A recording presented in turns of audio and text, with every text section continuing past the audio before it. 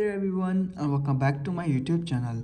So guys, today in this video I will tell you how to fix iOS 17 voicemail not working issue.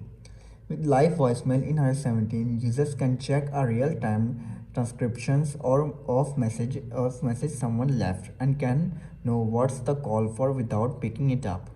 However, there are many users frustrated with the issue of iOS 17 voicemail not working or not showing in real time. Obviously, it's a damning thing.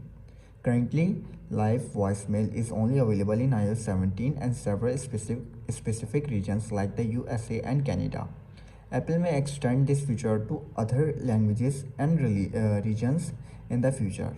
So you have to upgrade your iPhone to iOS 17 and set your iPhone region to America or Canada.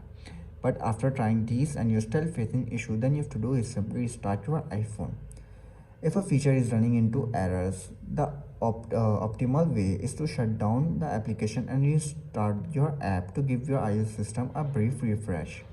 So you have to open your settings, then scroll down and then tap on general. Again scroll down and then tap on shutdown. Shut down your iPhone and then restart it after 15 to 20 seconds later.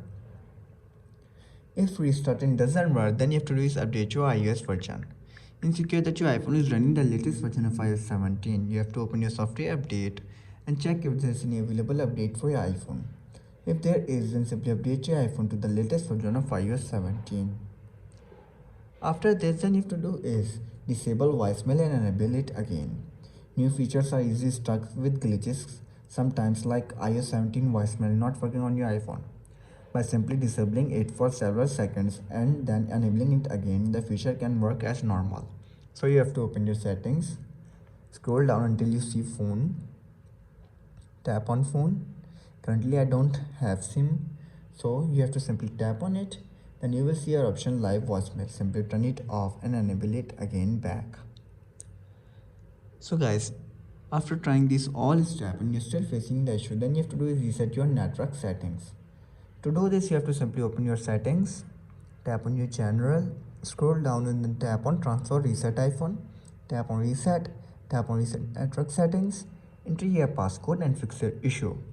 So guys, if this video helps you, then make sure to like and subscribe my YouTube channel for upcoming videos, and thanks for watching.